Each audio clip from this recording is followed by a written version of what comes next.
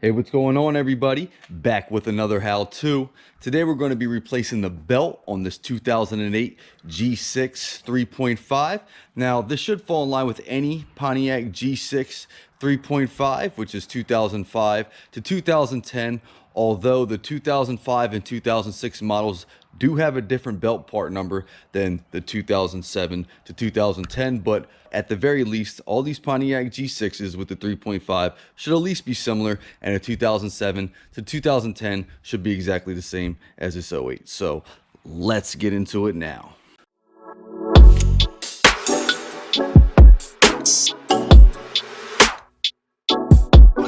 All right, so we have the hood popped here. Just a quick disclaimer, I just replaced this belt, so the belt is new, although I have to remove it again because I am going to be doing the valve cover gaskets on this engine. So I am just going to run through the belt steps on this, exactly how it'd be just for a belt replacement, but just want to give a disclaimer, the belt is new because it is a new belt. So we're going to go ahead and start with the cover. Now, this oil cap neck right here should just spin right out. That will then free up this cover, which should just pop right off. And now we have access to the engine, and you can see everything a lot better than with the cover on. So engine cover off. Now we can go ahead and get into the next step. All right, now that we have the cover off, I'm going to put this oil fill neck back in its spot here just to keep anything from falling into the engine and being careful there. So our next thing here is we want to remove this intake just to get better access to our belt and the tensioner so we can get this thing off easily and efficiently. So first thing we're going to do is detach this harness. Now if you look, there is a white clip, this right here, that needs to be popped out in order for you to press the clip in and remove this MAF harness. So what I have here is just a right angle pick. I just popped it out and I lost it, but I'll find it. But that's good, we got that out, and then you can pull the harness right off. All right, our next step here is we want to loosen up this air box. So it has 3 T30 torque spit bolts in it. So I have a T30 here. These are rather stripped out, so it's really not too much I can do or have to do to get them off, but I'm guessing this has been taken off quite a few times. As you can see, it's free and it should slide up. I'm just going to push all these out so I don't lose them.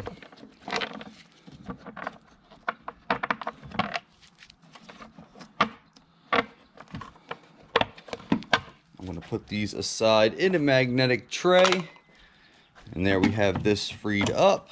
And now we can move on to getting this tube removed and up and out of the way, and we'll get the lower box removed as well. All right, now to get our tube free and get this pulled up and out of the way, this does have a 10 mil retaining it right here on the core support. So got a 10 mil, back this right off. All right, that out of the way. As you can see, this is free. We can pull this up and over. And now that this is completely free, you can really just put it up here, up and out of the way, and you have full access now with the tube out of your way to get in here a lot better. But we still want to remove this lower intake box, and we're going to go ahead and get this out right now. So the lower intake box is retained with 3 10 mil bolts, so same deal as the intake tube. Got a 10 mil here. I'm breaking all these loose, and then we're just going to fully back these out and put them in our magnetic tray. All right, we got our 3 10 mils out, all right, that are retaining this lower intake box. Now this also has a clip right here on this AC line, so what we can do is just take a panel popper. We should be able to pop that right out. As you can see, we got it right out of that hole. This is free. So I'm just going to turn this up to the side so it doesn't snap back in. And now this lower intake box is free. Let's see, we have movement. I'm going to move this clip right here out of the way. And we should be able to just pull this around this line, pull it back, and finagle this on out. Not the easiest one-handed here, but there we go. And there it is, guys. Go ahead and put that to the side. Now we have full access to our belt. All right, so now that we have everything removed over here to give us good access to the belt and the tensioner, we could go ahead and get into the removal of this belt. So you need to find the belt tensioner. That is the belt tensioner right here. And if you look, there is a square right here. About the best I can get, but that is the square. 3/8 drive fits in there, so you could use a 3/8 drive ratchet. I prefer a breaker bar or a serpentine belt remover. A serpentine belt remover would be really thin. I actually have a rather thin breaker bar 3/8 drive, so I could sneak this in there. So if you can see, I'm going to insert this right there into that square on the belt tensioner. All right, so we got our 3/8 drive breaker bar here installed onto the tensioner. All right, now if you look, you want to push it towards the front of the car. And as you can see, I'm pushing it towards the front, and you can see that tension coming off the belt. So I'm going to press this forward. I'm going to remove the belt, slip it off of the alternator, and then we'll go ahead and get the belt out. All right, so hopefully you can see I'm pressing this forward. I'm going to go ahead and pull this belt right off of the alternator, and now the belt is completely free, and we have the belt off, and we can go ahead and remove it. All right, so as you can see, I have the belt right here, so we can go ahead and start getting this thing off. I'm gonna pull it off of the tensioner, pull it back, and it should start finding its way off. Now there's gonna be one trick to getting this off once it's off all of the pulleys. All right. All right, so I got it completely removed essentially. I'm gonna pull it underneath of this line, this aluminum line. Hopefully you can see that.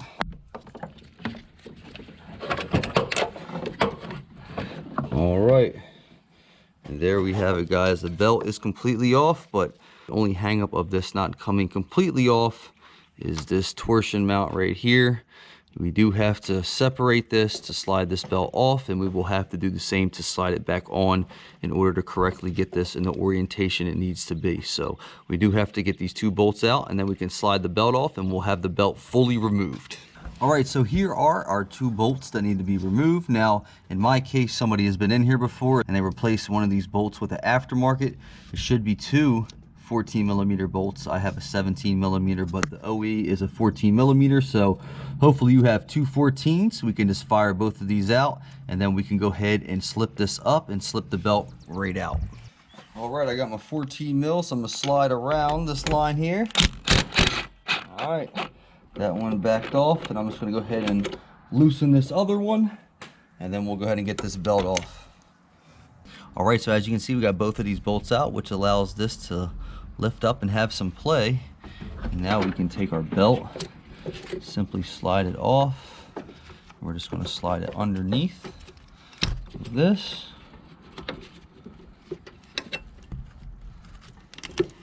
There we go, guys, belt free. And we can completely remove the belt, and we can go ahead and get into putting the belt back on.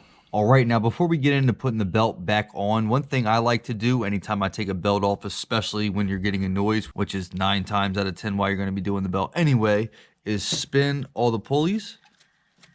All right, just see if you get any noise from any of them. Even the alternator and water pump and things like that can make noise. I just did the water pump on this, so that's brand new, but it's just something you can quick do. Just go over all your pulleys, make sure they sound good. You don't hear any, rattling or any type of noise coming from a pulley itself, because obviously you want to replace that when the belt's off. So let's go ahead and get the belt back on. All right, so we have the belt here. So what we need to do is slide this back underneath of this mount here.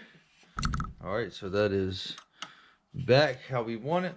And I'm just going to go ahead and take the screws and just finger tight these for now, just to hold this in place.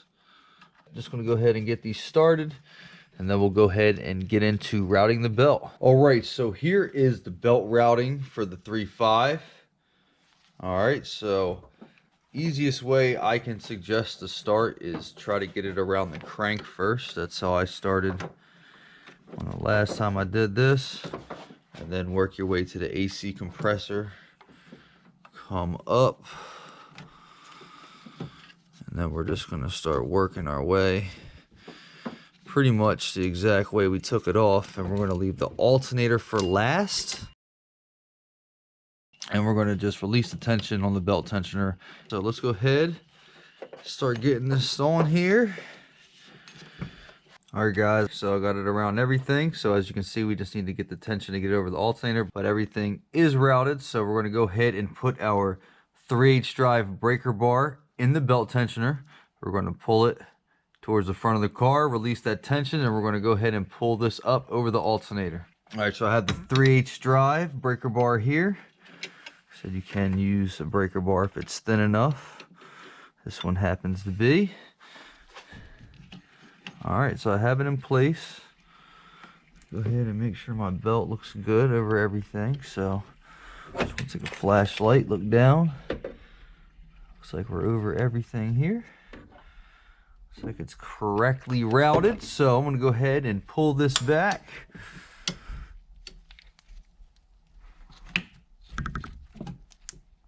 And as I'm pulling it back, I'm just forcing this belt over the alternator. All right.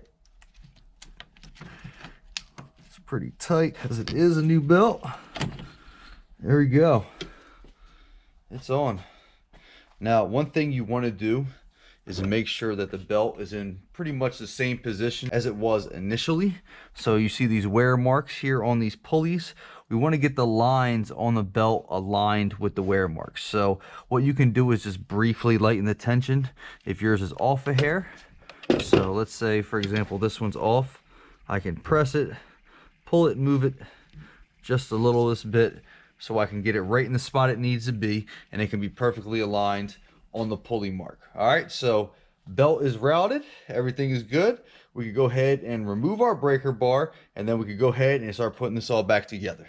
All right, so now that we have the belt perfectly routed, I'm going to go ahead and start with just finalizing these bolts. So go ahead and tighten these down on that torsion bar right there on that mount. We'll go ahead and get those in, and then we'll start piecing this thing back together. All right, now that we have our bolts on that torsion bar tightened back in, we're going to take our lower air box here. I'm just going to sneak this thing back underneath of this line and back into place. So it should almost fall into place, as you can see. Now we're going to take our bolts and start getting these things started finger tight. So at our first one here, you might have to maneuver this a bit to find the hole. And just remember, you got the clamp right here. All right, so we do want to get this underneath. This one might be a little bit tricky to find the hole, but should be able to get it started off. There we go, guys. So get these finger tight, and then we'll go ahead and tighten all 3 of these 10 mil bolts. All right, so we have all 3 of those 10 mils started off. Go ahead and finish them off here. Lightly snug them in here with this impact.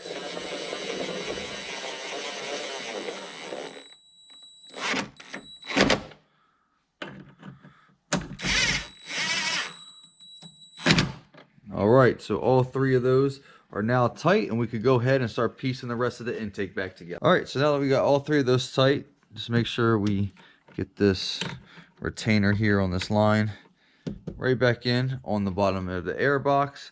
Now we're going to go ahead and pull our air hose with the upper part of the intake box back over, and make sure on this corner right over here, we're going to have to get that underneath of the core support so we can get that 10 mil back in there. So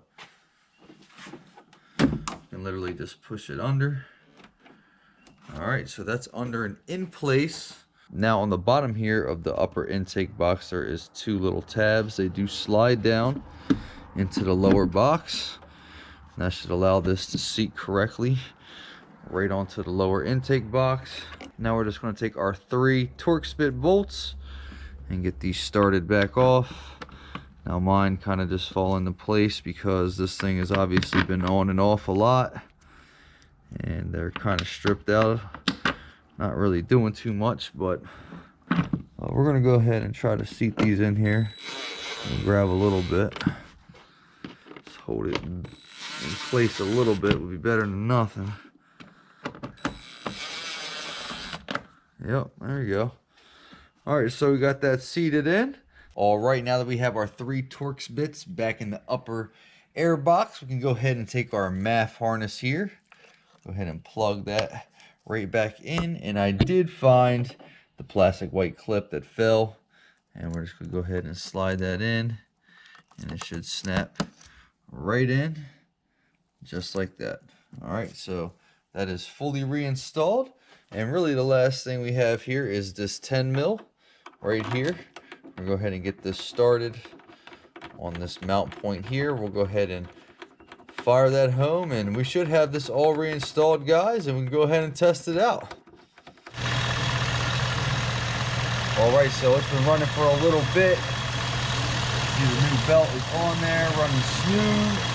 Got no squealing, no sound, so I hope this helped with replacing the belt on your Pontiac G6 3.5. Make sure you stay tuned because you never know when I might be wrenching on this thing again. And until next time, guys.